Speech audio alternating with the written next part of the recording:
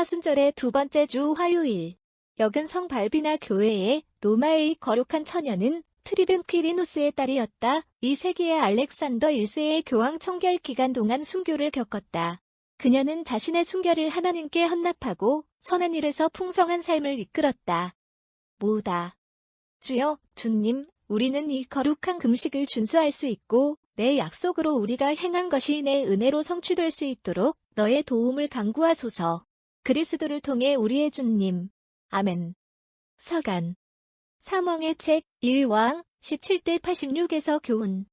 그 당시 주님의 말씀은 엘리야스 테스테인에게 왔다. 일어나서 그리고 사레프타로 이동, 시도니아인의 도시, 거기에 거주, 나는 과부 여자를 먹이로 명령했다. 그는 일어나 사레프타로 갔습니다. 그리고 그가 도시의 문에 왔을 때 그는 과부 여자가 막대기를 모으는 것을 보았고 그는 그녀에게 전화를 걸어 그녀에게 말했다. 내가 마실 수 있는 그릇에 약간의 물을 줘. 그리고 그녀가 그것을 가져올 때 그는 그녀를 따라 전화 말하기 나를 데리고 또한 나는 내 손에 빵의 조각을 비시치. 그리고 그녀는 대답했다. 주내 하나님이 살 때 나는 빵이 없다. 하지만 냄비의 식사의 소수 그리고 크루즈의 약간의 기름 보라. 나는 2개의 막대기를 수집. 내가 가서 나와 내 아들을 위해 옷을 입고 수 있습니다. 우리는 그것을 먹고 죽일 수 있습니다. 그리고 엘리야스는 그녀에게 말했다. 두려워하지 말고 가서 너는 말하듯이 그렇게 하였느니라. 그러나 먼저 같은 식사를 조금 난로 케이크를 만들어 나에게 가져 콜론 그리고 후 내 자신과 내 아들을 위해 확인합니다.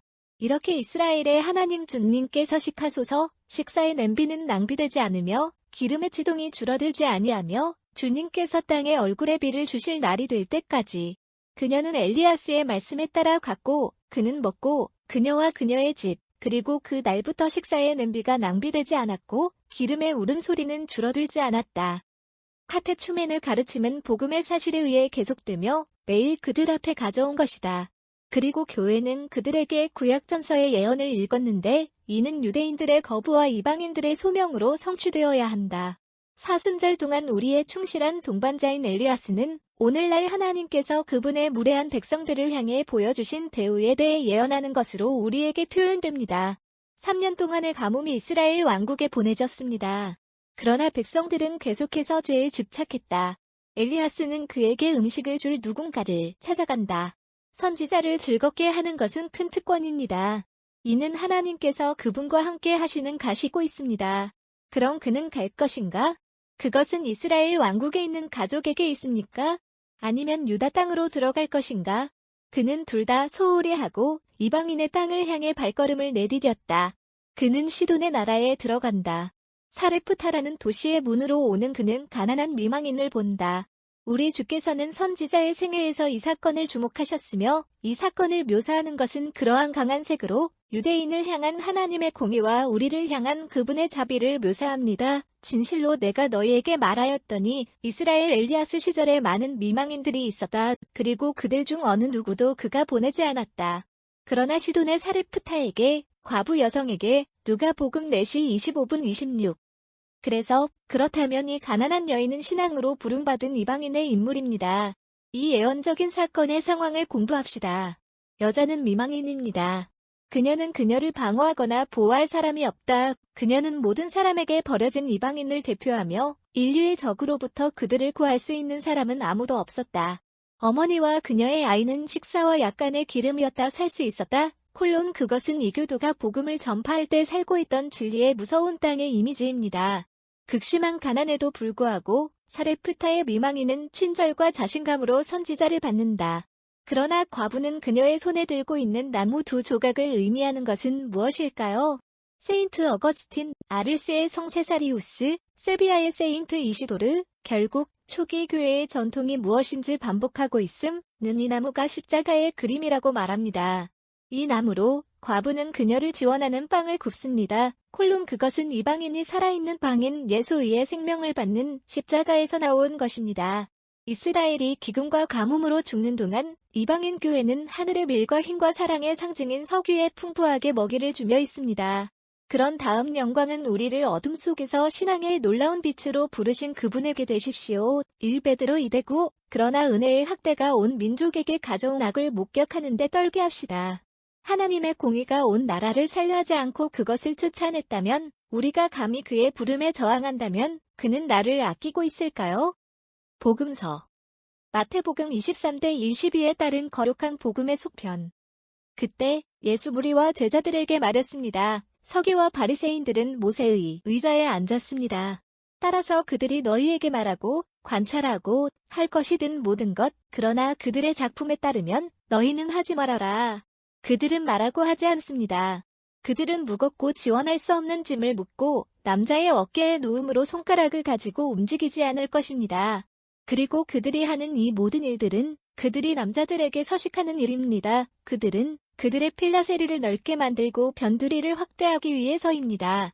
그리고 그들은 잔치의 첫 번째 장소, 회당의 첫 번째 의자, 시장 장소에서 인사, 그리고 남자, 랍비에 의해 호출할 사랑이에요. 하지만 당신은 랍비라고 하지 마십시오. 하나는 당신의 주인이며 당신은 형제입니다. 그리고 지상에 당신의 아버지를 호출하지 마십시오. 하나는 하늘에 계신 아버지입니다. 너희가 주인이라고 부르지도 아니하느니라. 하나는 당신의 주, 그리스도입니다. 여러분 가운데 가장 위대한 분이시며 너희의 종이 되리라. 그리고 누구든지 자신을 높이리라 겸손해질 것이다. 자신을 겸손히 하리라, 승용하리라. 율법의 의사들은 모세의 의자에 앉아 있었다. 따라서 예수 사람들이 자신의 가르침을 준수한다고 입찰한다. 그러나 의자는 그 위에 앉는 자들의 합당함에도 불구하고 진리의 의자이며 이스라엘에 오래 머무르는 것이 아닙니다. 카이파스는 한 해 동안 대제사장이기 때문에 예언할 것이지만 그의 범죄는 그를 그의 사무실에 합당하게 만들었으며 그가 앉은 의자는 이방인의 한가운데서 자리를 비워야 한다. 마침표 구주를 부인할 준비를 하고 있는 예루살렘은 그녀의 명예를 박탈당하는 것이다. 이교도 세계의 중심인 로마는 예루살렘의 영광이었던 의자가 예수 예언을 선포한 벽안을 소유하는 것입니다. 지옥의 문 앞에 대한 모든 분노가 그것에 대항하기 위해 노력할 것이지만 이 의자는 결코 움직일 수 없습니다. 그것은 모든 국가가 계시된 진리의 가르침을 받아야 하는 끊임없는 근원이 되어야 한다. 신앙의 횃불은 이스라엘에서 제거되었지만 소멸되지 않았습니다. 그 빛 속에서 살자. 그 광선이 우리에게 빛을 비추는 겸손함으로 인해 공로를 인정합시다. 이스라엘이 잃어버린 원인은 무엇이었는가? 그의 자부심. 그가 하나님으로부터 받은 호의는 그를 자기 만족으로 흥분했다.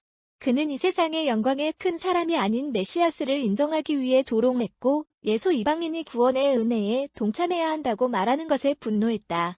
이 자랑스러운 유대인들은 하나님의 심판의 날이 그들에게 가깝다는 것을 보았을 때조차도 완고한 거만함을 유지했습니다. 그들은 세상의 나머지를 부정하고 죄인으로 경멸했습니다. 하나님의 아들은 사람의 아들이 되었습니다.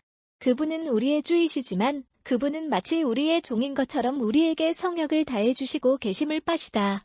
이것은 우리에게 겸손이 얼마나 소중한지를 보여주지 않습니까?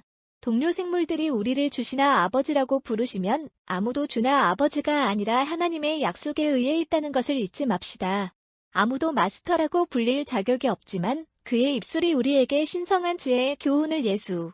그는 아버지의 권세가 하나님에게서 홀로 온다는 것을 인정하는 참으로 아버지입니다. 사도가 말했듯이 나는 하늘과 땅에서 모든 친자 관계를 지명하신 예수 그리스도의 아버지께 무릎을 꿇으시다. 에페시안 3시 14분 15. 하나님께 고개를 숙이십시오. 주님, 우리의 기도로 그리고 우리의 영혼의 연약함을 치유하십시오. 우리의 죄가 용서받고 우리는 이제까지의 축복에 기뻐할 수 있습니다. 그리스도를 통해 우리의 주님. 아멘. 우리가 어제 시작한 찬송가를 계속합시다. 우리의 독자들은 기독교 시인의 왕자 프루덴티우스에 의해 기억됩니다. 찬송가 40일간의 금식을 준수한 결과 사막의 손님인 유서 깊은 사제 엘리아스가 그의 위대한 영광을 받았다는 것입니다. 우리는 그가 시끄러운 세상에서 멀리 도망쳤고 도시의 사악함으로부터 멀리 도망쳤고 침묵하는 사막의 행복한 결백 속에서 살았다는 것을 읽었습니다. 그러나 곧 그는 신속한 불타는 조림에 의해 그려진 전차의 하늘로 운반되었다. 오랫동안 그는 이 비참한 세상에 가까이 남아 있었고 그의 삶은 은퇴 중 하나였고 그의 영은 오랫동안 거룩한 금식으로 요새화되어 있었지만 선지자에게 악의 전염을 불어넣을 수도 있었다. 공포에 질린 왕좌의 충실한 통역자인 모세는 태양이 40번이나 그의 머리 위로 지나가며 모든 음식을 기권하는 것을 목격할 때까지 7번 거룩한 하늘의 왕을 볼 수 없었습니다. 기도와 눈물을 흘리는 것은 그의 유일한 영향이었다. 그는 눈물을 흘리며 밤을 보냈고 땅에 엎드린 채 눈물을 흘리며 누워 있었다. 길이까지 하나님의 음성으로 흥분한 그는 불을 향해 발걸음을 내디뎠고 어떤 누구도 그의 시선을 고칠 수 없었다. 존도 금식의 관행에 열렬했다. 그는 비뚤어진 길을 똑바로 세우고 거친 길을 분명하게 만들어야 하는 하나님의 아들의 전주자였으며 사람들에게 걸을 수 있는 올바른 길을 가르쳐주려고 했습니다. 침례교는 곧 올 주님의 길을 준비하고 있던 전령으로서 이것을 정확하게 말했습니다. 모든 산과 언덕이 낮아져야 하며 진리가 지상에 내려와야 할 때 모든 것이 올바른 길에 있어야 한다는 것입니다. 그의 출생은 다른 아이들과 같지 않았다. 엘리자베스는 이 아이를 불모의 자궁 안에서 낳도록 만들어졌습니다. 그녀는 또한 자신의 가슴에 그를 먹이. 태어나기 전에 그는 어머니에게 하나님으로 가득 찬 성모의 존재를 알렸다. 그는 광활한 광야로 은퇴하고 거친 광고에 거친 광고로 거친 짐승의 껍질을 입고 낙타의 머리카락을 입고 있었다. 그는 도시에 있는 아기에 의해 더럽혀지고 오염될 수 없게 되지 않도록 떨었다. 그곳에서 그는 금식의 삶을 이끌었습니다. 단단한 참외가 있는 이 사람은 저녁까지 먹거나 마시지도 않았다. 그리고 나서 메뚜기 몇 마리와 작은 야생꿀이 그가 취한 유일한 다과였습니다. 그는 새로운 구원을 가르친 첫 번째였고 사람들에게 그것을 받도록 초대한 첫 번째 자였다. 신성한 시냇물에서 그는 오래된 오류의 얼룩을 씻어냈다. 그러나 그가 이 바깥쪽 침례를 사람들에게 퇴한 후 하늘의 영은 그들의 영혼 안에서 일했습니다. 이 텍스트는 돈 프로스퍼 게랑거 1841-1875에 의해 작성된 전례년에서